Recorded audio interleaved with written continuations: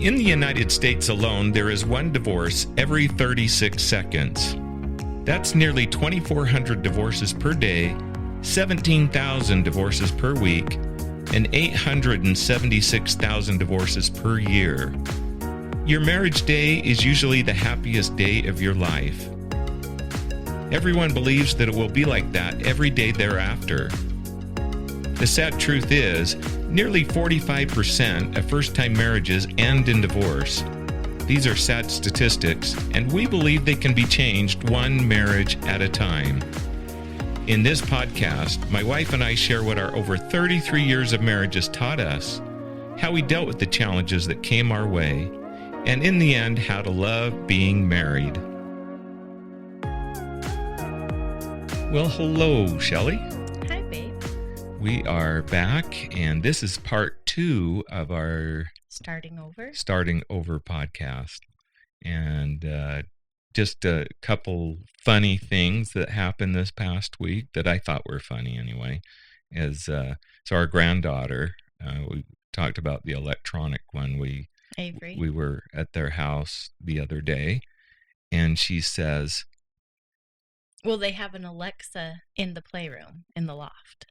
And all of a sudden she says, Alexa, play a song. and now my Alexa's going to start doing that. Hey, Alexa, stop. Yeah, see, that's exactly what she did. So it was just pretty hilarious because I didn't even know they had one of those devices. I don't remember the song that played, but it was an old song. And and what did she say? She said, "Oh, I want to love somebody." Wasn't it? Yeah, it was. And yeah. she said, "I like this song" or something. How did she put it? I like this. Oh, so funny. And she starts her Well, dance. I thought at first when it started playing music, I didn't know if she said anything, and I told the device to stop. I won't say it, or it'll start talking to us. But anyway, she says, "No, I wanted to play a song." So she told the whoops. Don't listen. Always listening. Told the device to play a song. Turn off our device, put it in mute mode before we start the podcast. It'll interrupt us right in the middle. Yeah. Anyway, and then our grandson, the cutest thing, he is 9 months, is it? 9? Just about 9 months. They sent us this video, and they were watching a movie together, and he's just laughing like he understood every part of the movie. It was so the funniest cute thing. If we get permission, sometime we'll put a clip of that on our podcast. Oh, that would be so fun. Because it was pretty funny. He's like the most smiley, happiest, most giggliest baby I've ever seen. Yeah, and grandkids are just like any other person. They have their little differences, don't they? They're all different in their own cute little way. But this little guy, he smiles all the time. He rarely gets in a bad mood. Yeah, he doesn't. The only time he does is when he's hungry.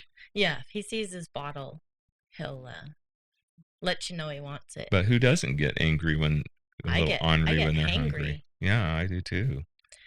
And little Kendall, she's adorable too.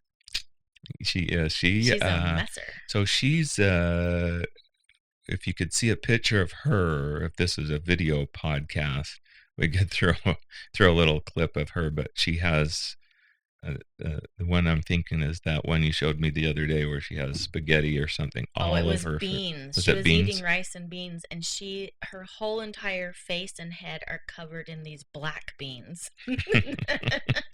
So our one granddaughter, she won't eat anything, and this one will eat anything. So and they're both from the same family. So it's interesting. And Avery's really clean, and Kendall's just a mess. Yeah, that's the thing. We're all different, aren't we? We are. We are different. So as part of Shelley's real estate school, one thing that I learned that I didn't, and I thought this was pretty fascinating, actually. So all of you people that want to put this down in your Gee Whiz file, we learned that when you own your lot where your house is sitting, that you own the land from to the center of the earth up to infinity in space. Infinity. So I guess what happens if it hits into the moon? Do you still own that space, or how does that The work? I book don't know. didn't say. I think they're underthinking things a little bit, but anyway, that's what they say, right? Yeah, that was kind of interesting. So I think F is it F aviation? What's it called? FFA? What? I don't know. Federal Aviation Administration? Is that? Oh, FAA. FAA. Yeah. FAA. I'm thinking of the farmers, future farmers or something. Yeah. So FAA. Yeah, if they're flying over our airspace, Yeah, they better they're get in permission, violation. right? Yeah, they're trespassing. I guess they know the law, so I'm sure that doesn't have anything to do with it. Kind of interesting trivia. Anyway, today we have our son, our third child, and his wife, Callie. And I don't know if you want Tyler and Callie. Introduce them, tell a little bit about them. Oh, they're really cute. And Tyler pretty much fell for Callie right off the bat. I mean, we all told him he was whipped. And it took her a little while before she was ready to commit. They dated for about a year before they got married. But they're really cute. They work well together. They get along well. And it took him a while to get married. Yeah.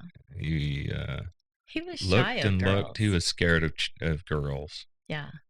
So he finally met somebody. I think what happened, Paul, is he had a couple bad experiences and it just kind of scared him. Girls are scary.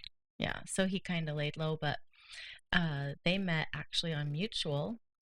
And that's just kind of match. like a dating site. Yeah, for members of our church, yeah, if I understand correctly. Yeah.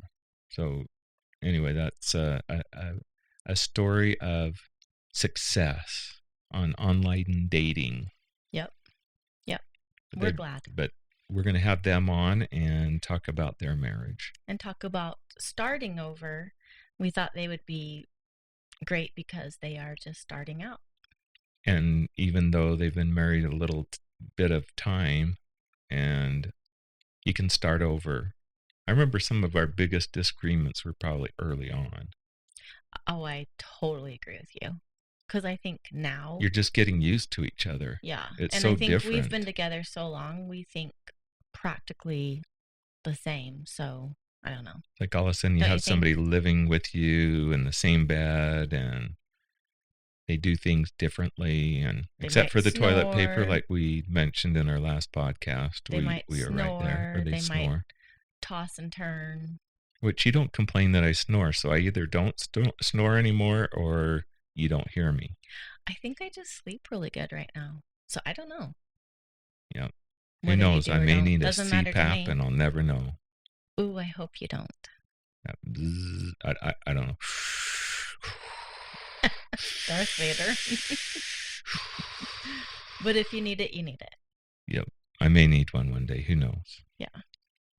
But maybe I'm low on air and I don't even know it. I'm either awake or I don't know that I need it. But who knows? But anyway, let's get Tyler and Callie on, shall we? That sounds great. So we have our third child, Tyler, and his wife, Callie.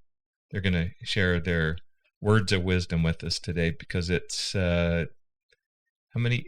You got 2 more months until your 1 year. 1 year anniversary. So they've been married almost 1 year. And hopefully it hasn't been too bad, Callie. 10 months tomorrow, right, you guys? 10 months tomorrow. And we really appreciate Callie for taking Tyler off of our hands. It was 1 more year, and then we were going to try and figure out what to do with him.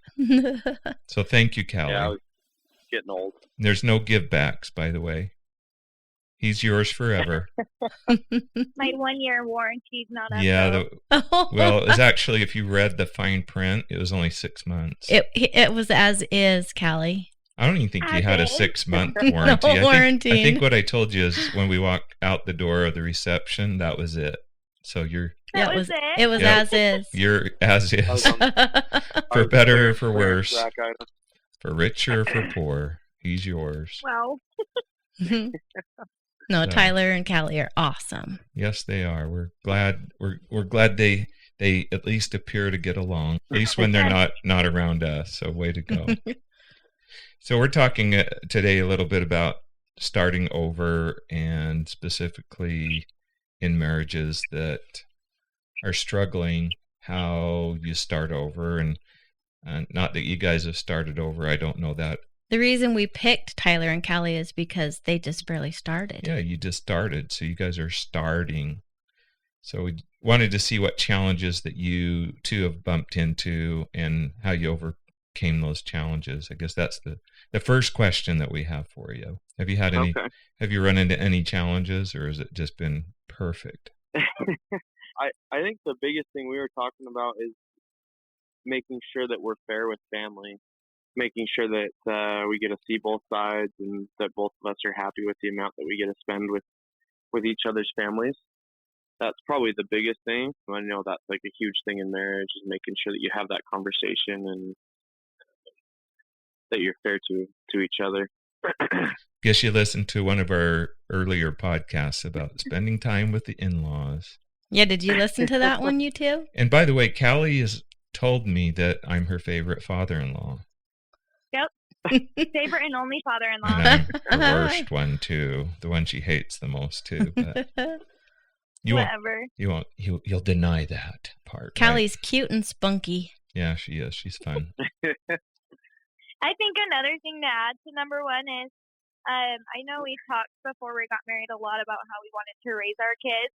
I know that's a big challenge some people run into when they first get married is, well, my mom and dad raised me this way. And luckily, we both were raised very, very similar, where our parents didn't give us a whole lot and told us to work hard for what we wanted. We were poor, and your parents were poor. Yeah, we both grew up very poor, and we weren't handed things. And so just our personalities match to where we want our kids to work.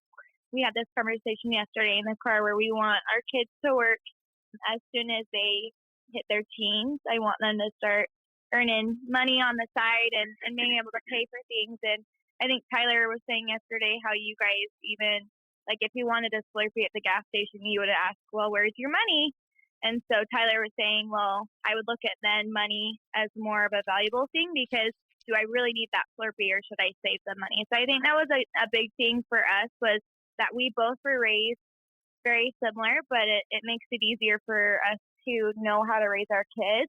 I know a lot of people get married and they're very wealthy, and then the other person's not. And I know that that's been one thing for one of my siblings, marrying into a very wealthy family. That was very hard, and they're still struggling with it and how to raise their kids. But I think that was one thing. It wasn't much of a challenge, but I think definitely conversations when you first get married of, okay, so I know kids are down the road, but how do we want to raise them? How do we want to live? Do we want to have budgets? Do we not want to have budgets? Do we want to be able to save? And how we're going to run our bank? And I think some of those things are good conversations. I'm just thinking, like, communication when you first get married is a big thing, about those little things in your marriage. Yeah, I think the little things can be the big things. Yeah. And cause a lot of strife in a marriage. So it really is true. Yeah, exactly. I agree with that. That's good. And I'm glad you're both poor. That helps. Yes. Very, very poor. Live in a box. Yeah, she didn't marry Tyler for the money, and neither did my wife. Well, you didn't marry me for money Shelley either. Yeah. Well, I was making like $10 an hour when we got engaged. So Yeah. Doesn't hurt you though, does it? No. Well, anything else on the challenges that you've run into as you've had your full almost 1 year of marriage so far? I think there's just a lot of differences in a marriage.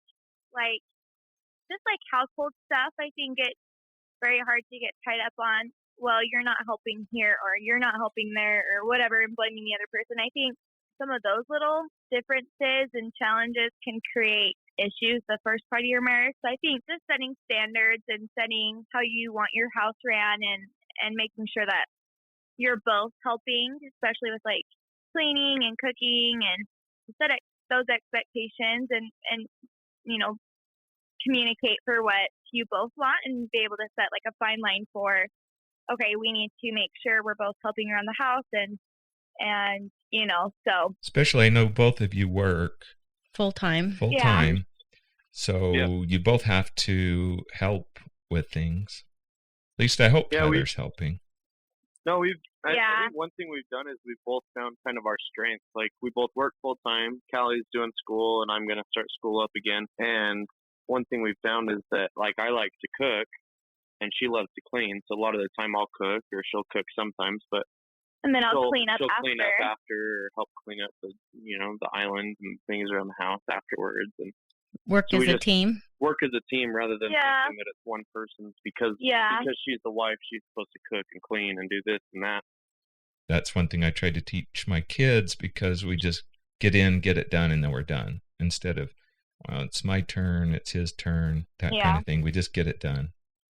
Yeah. Just get it done together. Goes by real quick, and then you can do other things. Yep. Exactly. I love that. So as far as starting over, and maybe you guys haven't had to start over, but I think sometimes you have to do a reset, and maybe you have an argument or whatever it is, disagreement of some kind, and you need to reset and start over. How have you guys done that so it doesn't compromise your relationship? Well, I mean, one thing that we've talked about is we want to be open and honest with each other, rather than like sharing how we're feeling with family or friends. So if we have any issues, which every marriage does, right? We'll get in an argument about something dumb usually, like, oh, you didn't empty the dishwasher, or, something that I was asked to do and I forgot, or was lazy and didn't do it, or whatever. Tyler. It might be. Just kidding.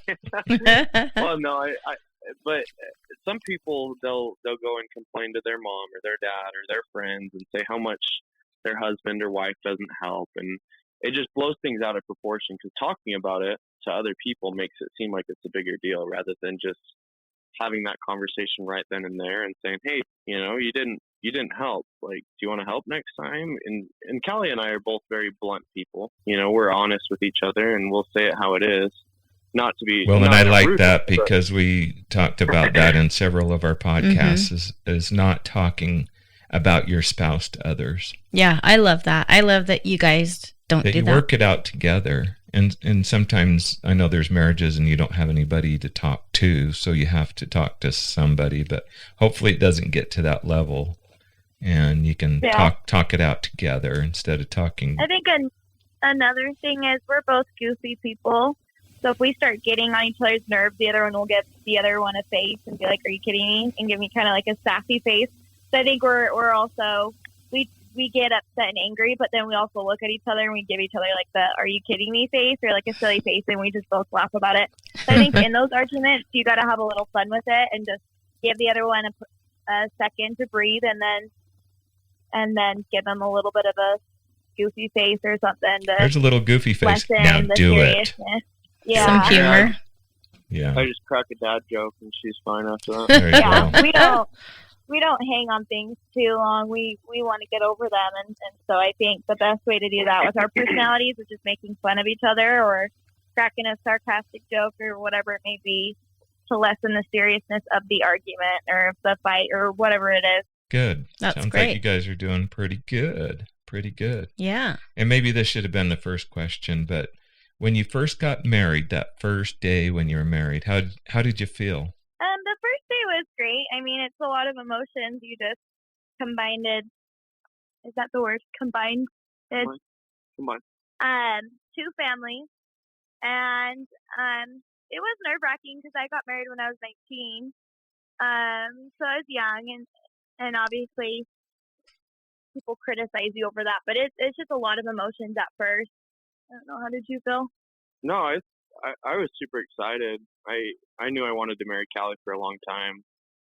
You just had to Probably talk her into it. I just had Yes. to, I had to get on, You begging had to her. pay her. Had to pay her the big bucks. No, but I mean, it's definitely nerve wracking. Everyone talks about how, it's easy and it's super simple, and all of a sudden this is like a real thing. And then you're, heading to your honeymoon and life gets real all of a sudden, right? So Yeah. it was, I mean, it was great, but there's definitely some changes. Did you guys Anything feel else? when you first got married, and maybe it was the day before, I don't remember, but I think we can feel that we're going to get married and everything's going to be perfect. Did you feel like that or not? Maybe you didn't No, feel like that. I was actually stressed for I know the girl stresses more about the wedding day than the guy does. And I kept telling myself, and Tyler and I talked a few days before our wedding, like, nothing's going to be perfect. You just can't expect perfection out of a reception or out of the wedding day, and stuff happens. And our car died at Costa Vida right after we got filled before the that's reception. Oh, And I remember right. that. You guys got stuck. So there was a lot of like bumps in the road on our wedding day, but honestly, like asking Tyler, I'm like, I don't think there was one thing I hated about my reception or it wasn't perfect. It honestly was like, it was exactly what I wanted. But there were little bumps that I knew was going to happen. And of course our car died and there were, certain things that I wish I would have changed, but and Callie is quite the dancer at the reception. Holy cow. Cute you dancer. Can dance. And Tyler's theme song is I Don't Dance. Yes. There's a song called I Don't Dance. That's his theme song. Yep. So what would you recommend to new couples that are getting ready to get married? What would you suggest they do? I mean, we've talked about this a couple times. I think the biggest thing is just having conversations about what you want before you get married. Because, like, there's uncomfortable conversations you have to have, like, about how you want to raise your kids or, one of the biggest things is, how you want to, love each other. Right? Guys have expectations and girls do. And sometimes there's a miscommunication and people get into a marriage and that's not communicated. And I think that can be a problem. So before we were married, we talked about that. We talked about our children, like how we wanted to raise our kids. And we talked about how we wanted to save our money and how we wanted to set up a budget. It was also of how we were going to raise our kids with work. And are we going to pay for their college? Are we going to pay for their first car? Are we going to, and it was little things that there were disagreements and agreements about, but you just communicate. You just explain, well, this is how I grew up. This is what. And there's no right or wrong way. It's just differences because you see the world a little bit different. Mm-hmm. Yeah, everyone does. And everyone's raised differently. And it just so happens that our parents raised us the same way we worked hard for everything and we weren't given anything. And so we were just... And there was nothing to give. So Tyler knows that there was nothing to give. We would have given you so much more, but we didn't have it. Oh, yeah. No, I'm just kidding. So. No, I think it's a good thing. Like, there were some good conversations and we agreed. And honestly, there's some things that we talk about now. And it's just explaining the reason why behind things. And I think just agreeing on things is the biggest thing. Yeah. So. And I know money gets in the way. There's a lot of that. And so making sure finances are equal and that you guys are next time money gets in the way, let us know. We will take it away from you. We'll get it right out of your way. Take it away from us. We don't want it to be in your way. You don't want it to be in your way. Yeah. It is true, though. I the advice you're giving and the things that you're talking about make so much sense because the reality. I mean, some people don't marry a person that has the same religious values. You two grew up in our church, the Church of Jesus Christ of Latter-day Saints, and you agree on that. But there's people that maybe one is a member of our church and one isn't, or maybe one is atheist, or who knows what it is. So there's a lot of differences in marriages. So to raise your children, are we going to go to church? Are we not going to go to church? Are we going to teach them this value? Or are we not going to teach them this value? Or should we send them to a private school? Should we homeschool? Whatever it might be. There's just so many different things that you have to agree on and come to a conclusion of on how to raise them. Exactly.